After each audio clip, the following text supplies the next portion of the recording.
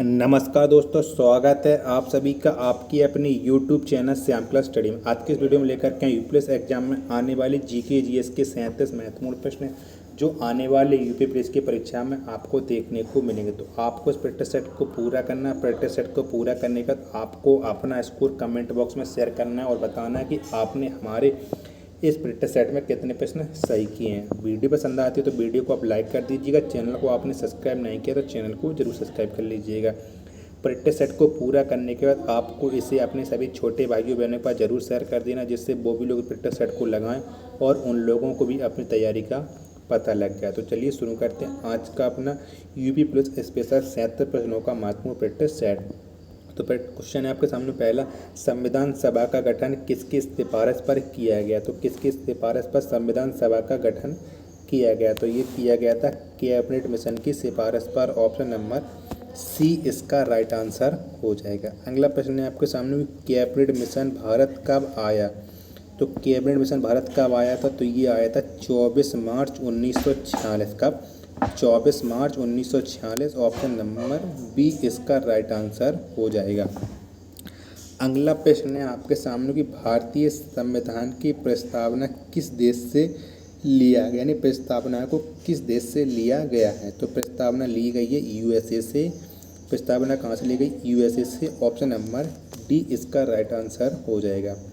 अगला प्रश्न है आपके सामने कि प्रस्तावना की भाषा किस देश से लिया गया है? तो प्रस्तावना की भाषा को किस देश से लिया गया? तो ये लिया गया ऑस्ट्रेलिया। किससे? ऑस्ट्रेलिया से। ऑप्शन नंबर ए इसका राइट आंसर हो जाएगा।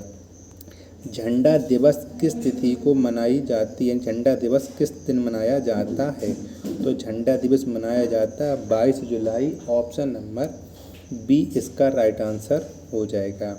अगला प्रश्न है आपके सामने कि उद्देश्य प्रस्ताव को किसने पेश किया था? तो उद्देश्य प्रस्ताव को किसने पेश किया था? तो ये पेश किया था पंडित जवाहरलाल नेहरू ने। ऑप्शन नंबर बी इसका राइट आंसर हो जाएगा। तो उद्देश्य प्रस्ताव को किसने पेश किया था? तो ये किया था पंडित जवाहरलाल नेहरू ने। क्वेश्चन अगला है आपके सामने, संविधान सभा की प्रथम बैठक कब की गई? तो प्रथम बैठक कब की गई थी? तो प्रथम बैठक की गई थी 9 दिसंबर 1946। ऑप्शन नंबर ए इसका राइट आंसर हो जाएगा। अगला प्रश्न है आपके सामने कि संविधान दिवस किस दिन मनाया जाता है? तो संविधान दिवस किस दिन मनाया जाता है? तो ये मनाया जाता है 26 नवंबर को। ऑप्शन नंबर सी इसका राइट आंसर हो जाएगा। अगला प्रश्न है आपके सामने कि मूल संविधान किस भाषा में लिखी गई थी? तो मूल संविधान को किस भाषा में लिखा गया था? तो ये लिखा गया था मूल संविधान को अंग्रेजी भाषा में। किसमें? अंग्रेजी भाषा में। ऑप्शन नंबर डी इसका राइट आंसर हो जाएगा। अगला क्वेश्चन है आपके सामने कि संविधान सभा का प्रारूप किसने तैयार किया था? तो संविधान सभा का प्रारूप किसने तैयार किया था? तो ये तैयार किया था बी.एन. राव ने। तो किसने तैयार किया था? बी.एन. राव के द्वारा संविधान सभा का प्रारूप तैयार किया गया था। ऑप्शन नंबर सी इसका राइट आंसर हो जाएगा। अगला प्रश्न है आपके सामने कि संविधान सभा द्वारा भारतीय संविधान को कब अंगीकृत किया गया? तो संविधान सभा द्वारा भारतीय संविधान को कब अपनाया गया? तो ये अपनाया गया था 26 नवंबर 1949। ऑप्शन नंबर बी इसका राइट आंसर हो जाएगा। अगला क्वेश्चन है आपके सामने कि कैबिनेट मिशन के अध्यक्ष कौन थे? तो कैबिनेट मिशन के अध्यक्ष कौन थे? तो इसके अध्यक्ष थे पैथिक लॉरेंस। कौन थे कैबिनेट मिशन के अध्यक्ष? Pethick Lawrence. Option number C इसका राइट आंसर हो जाएगा। नेक्स्ट प्रश्न है आपके सामने कि संविधान सभा में महिलाओं की संख्या कितनी थी? तो महिला कितनी थी संविधान सभा में? तो महिलाएं थी टोटल 15। ऑप्शन नंबर सी इसका राइट आंसर हो जाएगा। क्वेश्चन अगला आपके सामने, कैबिनेट मिशन के तहत संविधान सभा में सीटों की संख्या कितना निश्चित की गई? तो सीटों की संख्या कितनी निश्चित की गई? तो यह की गई थी 389। ऑप्शन नंबर बी इसका राइट आंसर हो जाएगा। अगला क्वेश्चन है आपके सामने कि पाकिस्तान के लिए पृथक संविधान कब गठित की गई थी? तो पाकिस्तान के लिए पृथक संविधान सभा कब गठित की गई थी? तो ये गठित की गई थी 26 जुलाई 1947। ऑप्शन नंबर ए इसका राइट आंसर हो जाएगा। नेक्स्ट क्वेश्चन है आपके सामने कि संविधान सभा में मुस्लिम लीग को कितनी सीटें प्राप्त हुई थी। तो संविधान सभा में मुस्लिम लीग को कितनी सीटें मिली थी, तो ये सीटें मिली थी 73। ऑप्शन नंबर डी इसका राइट आंसर हो जाएगा। क्वेश्चन अगला है आपके सामने कि संविधान सभा चुनाव में कौन सी देशी रियासतों के प्रतिनिधियों ने भाग नहीं लिया था। तो संविधान सभा चुनाव में कौन सी देशी रियासत ने भाग नहीं लिया था इन चारों ऑप्शन के अकॉर्डिंग।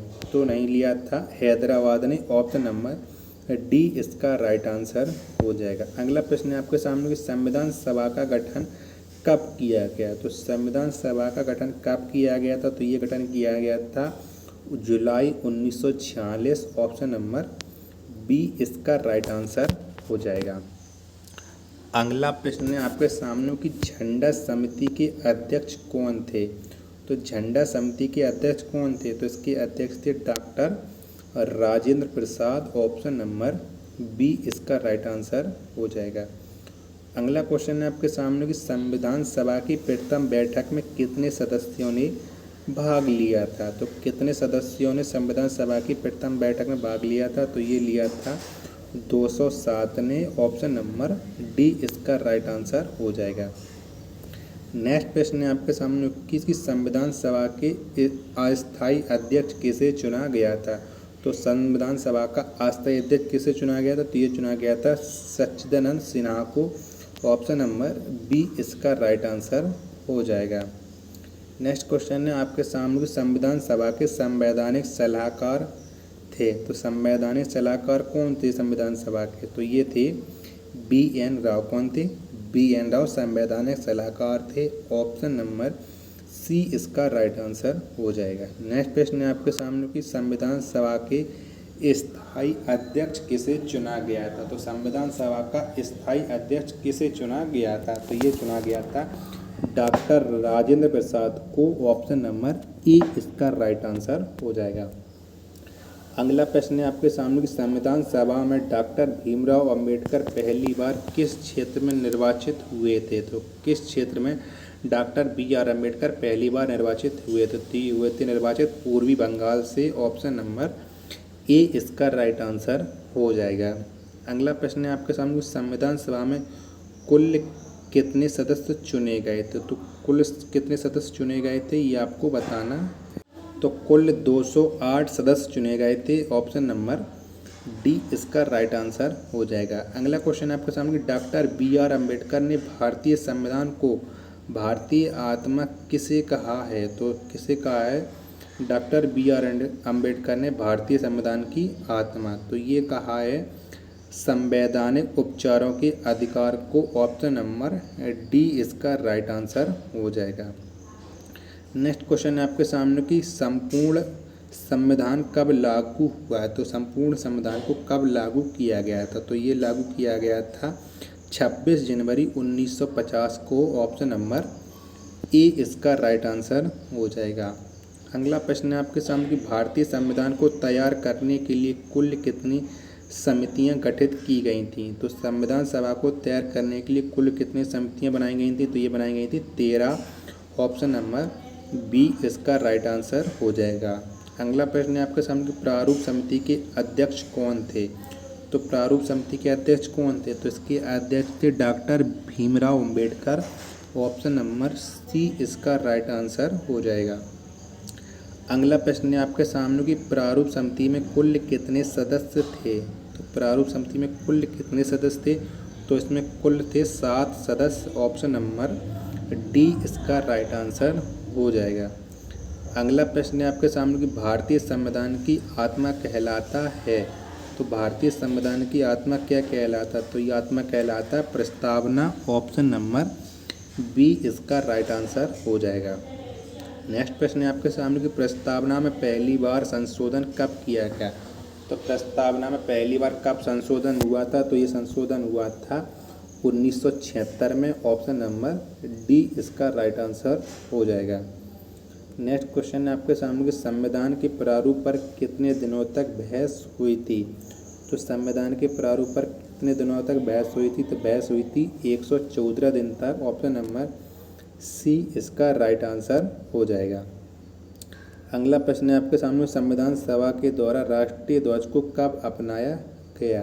तो राष्ट्रीय ध्वज को कब अपनाया गया था संविधान सभा के द्वारा? तो ये अपनाया गया था 22 जुलाई 1947। ऑप्शन नंबर सी इसका राइट आंसर हो जाएगा। क्वेश्चन अगला आपके सामने, संविधान सभा द्वारा राष्ट्रीय गान को कब अपनाया गया? तो संविधान सभा द्वारा राष्ट्रीय गान को अपनाया गया था, कब अपनाया गया? तो ये अपनाया गया था 24 जनवरी 1950। ऑप्शन नंबर ए इसका राइट आंसर हो जाएगा। अगला प्रश्न है आपके सामने कि भारत का संविधान है, तो आप जानते हैं कि भारत का संविधान अंशतः लचीला है, अंशतः कठोर है। तो ऑप्शन नंबर सी इसका राइट आंसर हो जाएगा। तो अब आप बताइए कि आपने हमारे इस प्रैक्टिस सेट से कितने प्रश्न सही किए और आपको वीडियो कैसी लगी। वीडियो पसंद आई हो तो वीडियो को आप लाइक करो, चैनल को आपने सब्सक्राइब नहीं किया तो चैनल को जरूर सब्सक्राइब कर लीजिएगा और अपना स्कोर कमेंट बॉक्स में शेयर करना ना भूलें। मिलते हैं अपने नेट प्रैक्टिस सेट में, तब तक के लिए धन्यवाद। जय हिंद प्यारे साथियों।